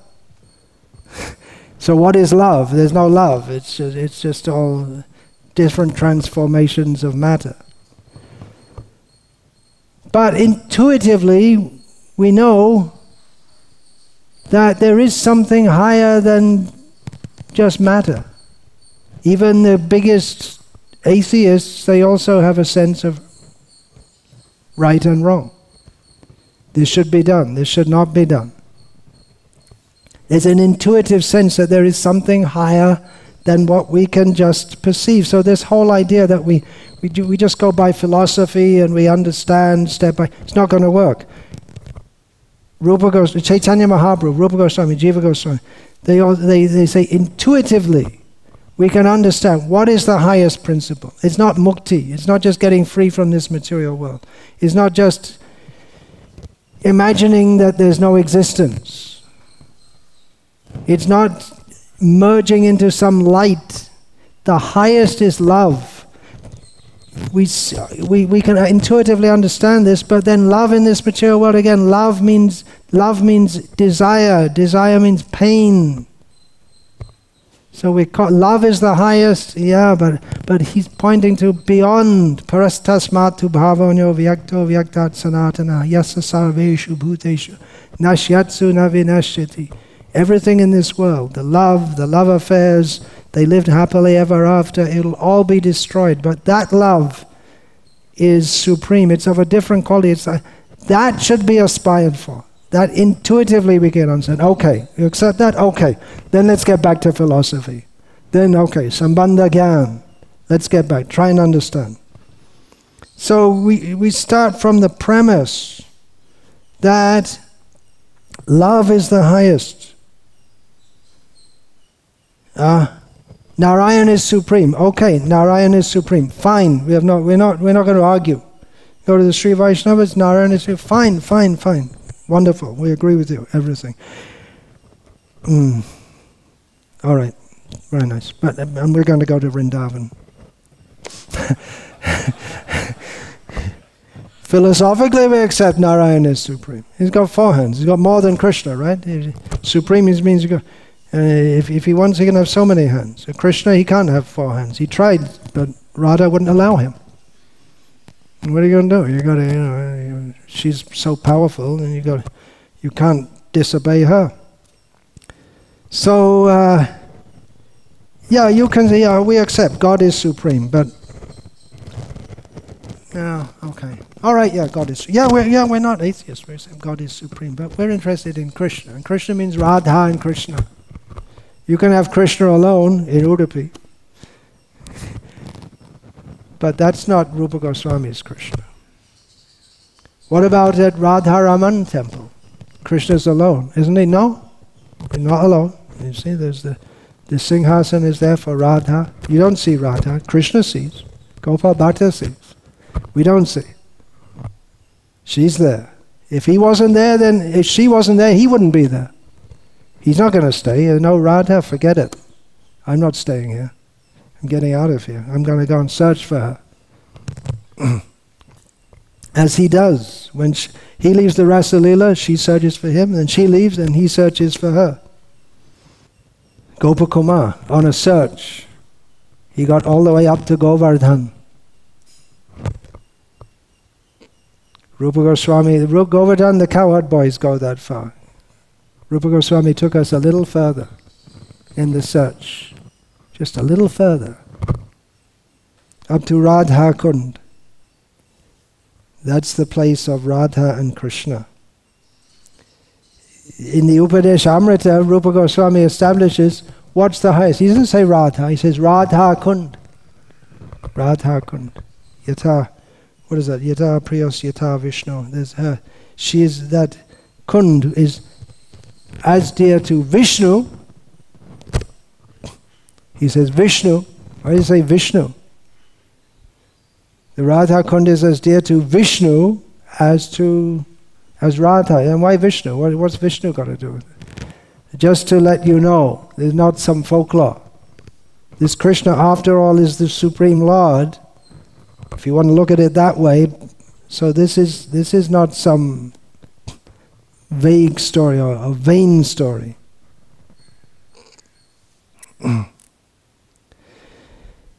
That is the ultimate perfection. Radha and Krishna coming together. So then when we get Jiva Goswami marries them, brings them together. So the whole objective of this Leela Shakti in Vrindavan is to bring Radha and Krishna together. It's very difficult because there are so many obstacles. But then she has to separate them also. And that's even more difficult. You go to so much trouble to bring them together, and then she has to bring them apart. And that's very, very difficult. How are you going to bring them apart? It's just like some heavy magnet and then attract some iron and then how are you going to... It's very difficult to pull them apart. But it has to be done. Otherwise the Leela comes to a halt. Very, very difficult to pull them apart because once they come together, they don't want to separate. But if they don't separate, then everything's finished. And then they'll just embrace and then everything will stop. There's no more pastimes. And it's just, there's one narration of Jagannath Das Babaji. He once arrived in Kalna, the place of so many Babajis with that Bhagnapara, where Bhagavan Das Babaji was residing there. So Jagannath Das Babaji arrived there early in the morning, just early one morning, just as the sun was rising. Udilo Aruna. He arrived, and then they met each other, and they embraced. And they went on embracing. And they went on embracing. They were just lost in ecstasy. And all the ashram activities just stopped. That means you can't offer food to the Lord. There they worship the Nam Brahma, the Lord in the form of the name written. because the Acharya, he has to offer. So everything stopped. And it's going on for hours and hours and hours, and they're crying and laughing, and they're just embracing each other. They just forgot. Time just stopped. And toward the evening, then this Bihari Das Babaji, who's the servant of Jagannath Das Babaji, he thinks, no, you better separate them. And said, so he just tapped Jagannath Das Babaji and said, it's been a long time. And Jagannath, what are you talking about, long time? We came when it's just half dark, half light, and still half dark. Yeah, but that was the morning, and now it's the evening. You see, and no one ate anything, no offerings. I said, oh, okay, all right. So then they started cooking at night, just the night was coming. So everything would stop. If Radha and Krishna, you join them together, then everything would stop. The whole universe would stop. Then everything just become, they're in bliss, but then everyone else is just, what's left? There's impersonal Brahman, or what is there? So you have to pull them apart also.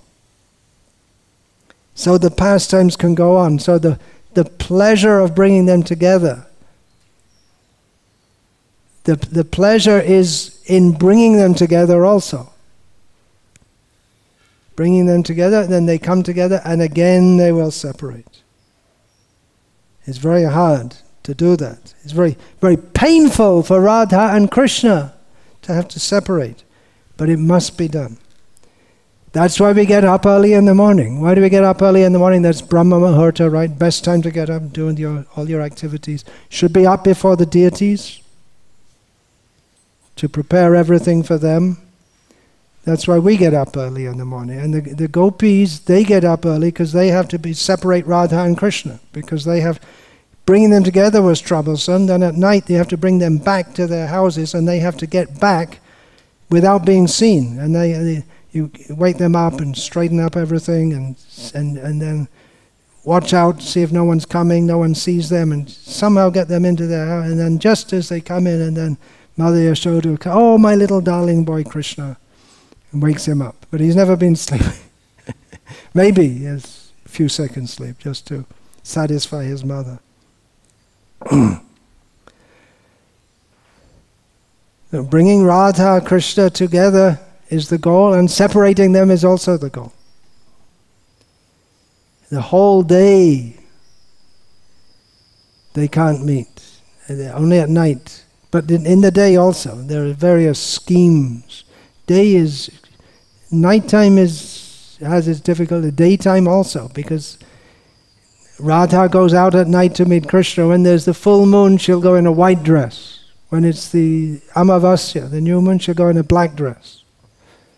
It's just like you see the army, they wear, if they're in the desert, they wear brown clothes. If they're in the jungle, they wear green clothes, so they can't be seen.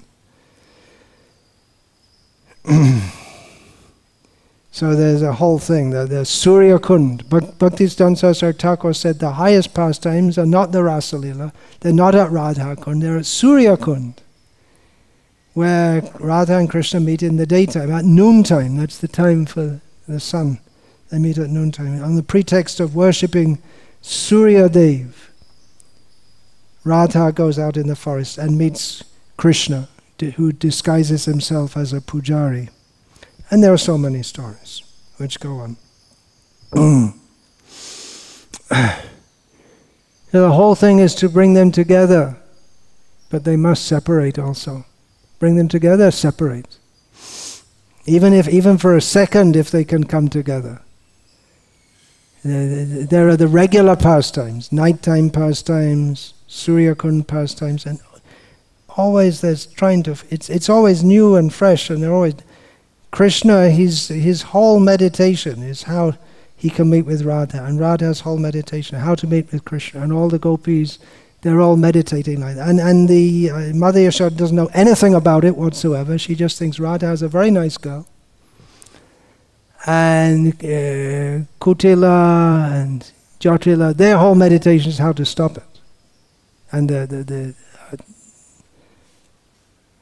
Radha's so-called husband. Their whole meditation is how to stop it. So there are always different ways to try and find, to bring them together. Just at Nandagram, there are so many kunds all around Nandagram. Up on the hill, Krishna lives. Nanda's village, Nanda Bhavan, his house is on the hill. And just at the bottom of the hill, there are so many kunds for bathing and for the cows to drink water. Prominent there is the Pavana Sarovara that Krishna made, because one time Nanda Maharaj, he wanted to go to Prayag to bathe at the confluence of the Ganga, Yamuna and Saraswati. He wanted to go. It's a long way to go. It means he'd have to go and be a long time for him to go and come. And so he was going to go, and then one morning there was, in the Kund, he was going to go take a bath and then set out that morning. And just that morning when he went to take a bath, he saw some very black woman coming. He'd not seen her before. He said, "Oh, who are you?" He said, "I'm Ganga." "Ganga, what are you doing here?" He said, "I'm so black, all the sins came on me. I'm coming to take bath at this Pavana, Pavana, purification." And then you see so many women are coming.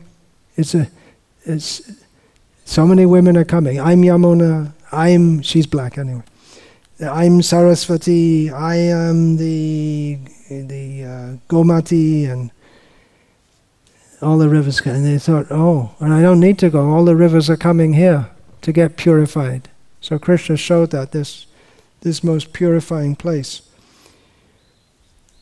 And Krishna would bathe there in the morning also. One time they're learning that this is such an auspicious place for bathing that one time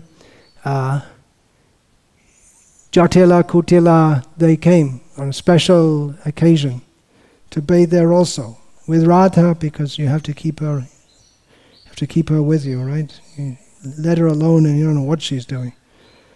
So they brought her along, and then there's Krishna's bathing on the other side and Radha's bathing on the one side, and she so much wants to look at Krishna, but she can't look at him. It's like a torture. He's there, he's on one side, she's on the other. It's so close, but what can you do? Jatila and Kota, just watching her.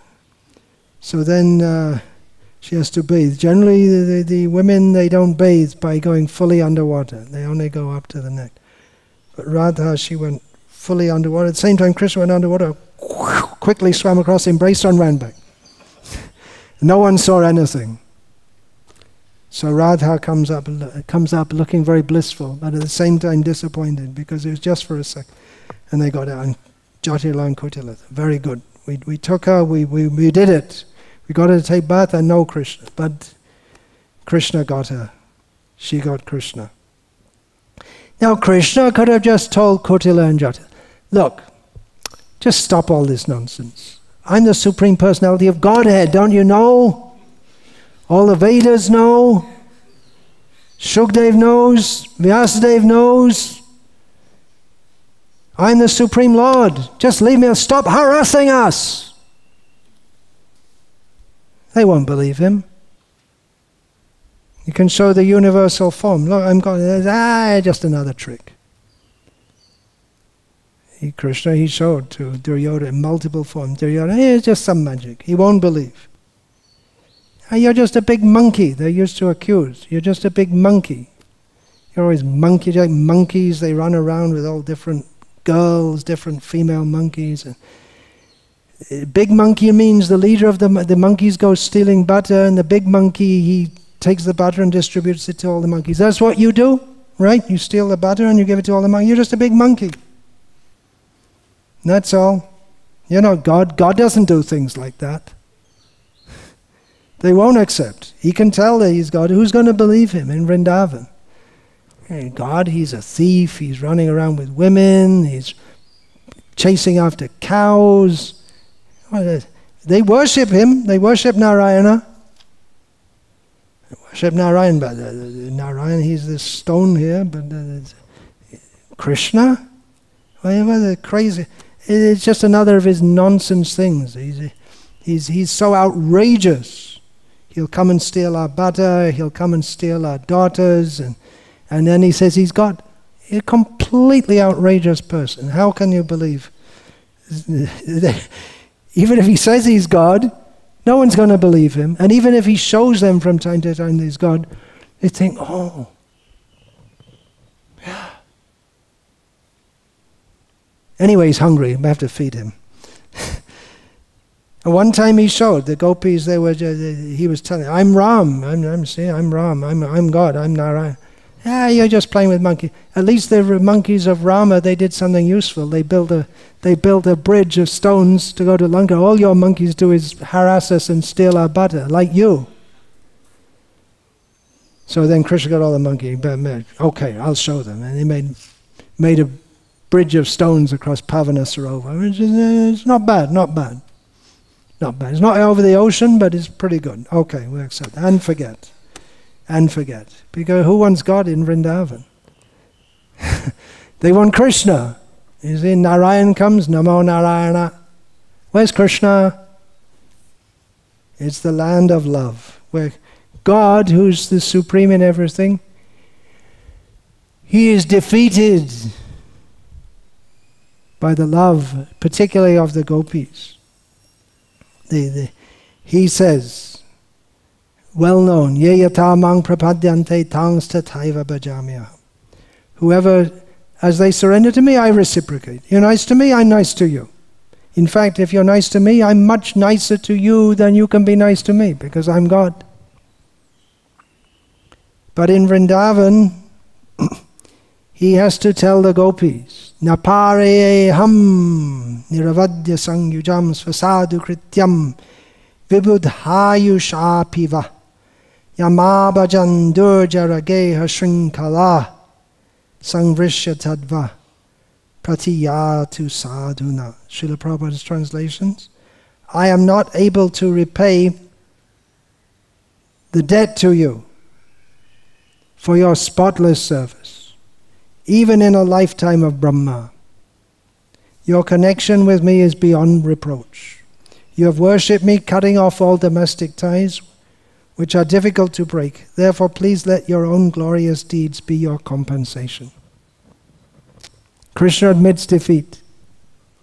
He cannot give reciprocally to the gopis, that he admits their love is greater than the what can I do? I mistreat them so badly, but still they love me selflessly. Krishna is defeated. We just celebrated Janmashtami just before Radhashtami, Janmashtami. We all know, it happens every year. So Janmashtami, Krishna, he is born in Mathura.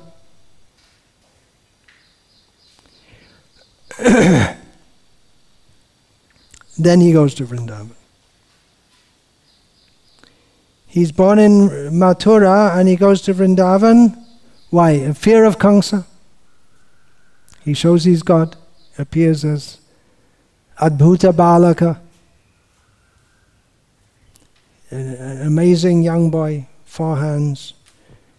And then he goes, out of fear of Kamsa. His parents are afraid. He's not out of fear of Kamsa, he goes. Don't believe what Vyasadeva says. Oh, wait a minute, now I became an atheist. Vednamaniya bodhaita nastic. Krishna can, just by hiccuping, Krishna can kill millions of Kamsas.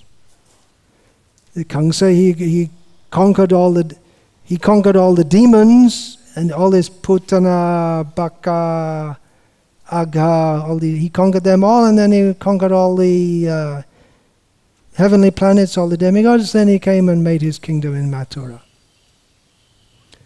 And Krishna just hiccuping, he can kill millions of Kamsas.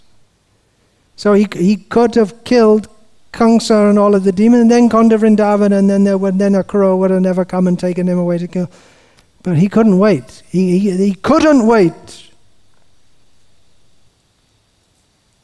He had come, Paritranaya sadhunam vinashayata dushkritam. He came as Matsya, Kurma, Varaha, Narasingha, Vamana. He came for all this purpose in previous avatars, but he didn't come this time for that. He says in Bhagavad Gita, he's speaking to Arjuna, but he has his own purpose, and this is what Chaitanya Mahaprabhu came to teach us. He came for his own purpose. He's got born, where am I? I'm in Mathura. Wait a minute, they sent me. They just got it a little bit wrong. I'm supposed to be in Vrindavan. They beamed me down in the wrong place. I'm supposed to be in Vrindavan. So he goes to Vrindavan. Why is he going? There's no question of why is he going. He has to go. He could kill all the demons for, I'll get stuck here forever. I'm going over there right away. But wait a minute, Radha hasn't even been born yet. Yeah, but she's coming, right? If you see Gita Govinda, actually Radha starts off older than Krishna. Anyway, she has to go to Vrindavan. Why Vrindavan? Radha Padankita Dham, Jarnam Vrindavan. What is the special thing about Vrindavan? It's marked by the lotus feet of Krishna. No, marked by the lotus feet of Radha. That's why Radha is famous. So we hear that Radha was born after Krishna, but Krishna and Radha, they eternally reside. Krishna may appear to be born in Mathura, but he belongs in Vraja. All this idea, Mathuranath, no. He belongs in Vrindavan. We hear Vrindavanam parityaja napadamekam gacchati. Krishna never goes a step out of Vrindavan. Well, he does. In his Vasudeva Fichi, he goes outside. But Radha doesn't go. If Radha goes outside Vrindavan, it's only to get Krishna. But even if she gets Krishna somewhere else, she's not satisfied. She meets him in Kurukshetra. She goes there. Why would she leave Vrindavan? Only to get Krishna. She goes to get him in Vrindavan, in Kurukshetra, to bring him to Vrindavan. And that's the whole story of Ratha Yatra. So she brings him there, but then he can't stay. He has to. Then they pull him back. They take him on the Ratha Yatra to Gundicha, to Vrindavan, and then they pull him back. And Gauriyas, they don't go to the return Ratha. You know that? They're not supposed to go, because why do you want to go there? They're taking him away from Radharani again.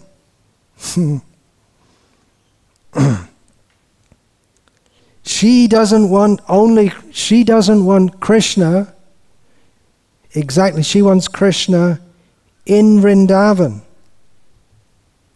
That's what she wants, because she knows that only in Vrindavan can we have such pastimes, and that gives most pleasure to Krishna. If Radharani thought that Krishna is happier with Rukmini in Dwaraka, she'd leave him. Okay, let him be happy. That's what he wants. But she knows that he cannot be happy without her. He's like iron drawn to a magnet. Cannot resist. There's no question of why he goes to Vrindavan. We can philosophize, we can talk about it. What is the reason? That Gita Govinda, as quoted in Chaitanya Charitamrita, states, Kangsarir api sangsara vasana baddha shrinkalam radham adhaya hridaye tatyaja rajasundarihi. This describes that Krishna, he left all the other gopis in the Rasa Leela to search for Radha. The name given for Krishna here is Kangsari. It means Krishna is so powerful, he can kill Kamsa, all the demons, he can just kill them easily. But he is Sangsara Vasana Baddha Shrinkala. He's bound by the chains of Sangsara Vasana. Remember we had that term, I was speaking, desire. What is that desire in the material? Desire binds us to this material world. What is that? Vasana means a deep, deep desire, which you cannot overcome. Sangsara Vasana. desire for remaining in this material world. Well, that samsara vasana with Krishna is desire to remain in the spiritual world with Radha, and it's so, he's chained up, he's tied by, he's pulled by the chain, tied up and dragged. That is why we are celebrating Radhashtami. There's more to say about it. Krishna willing, Radha willing, I'll continue tomorrow.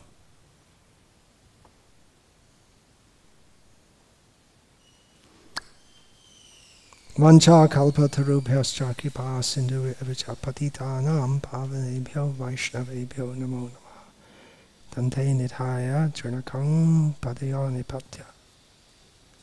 Kridvaja kakushatamedadaham bravimi he sadhava sakaleva vihayadarat chaitanya chandra charne kuratana rada.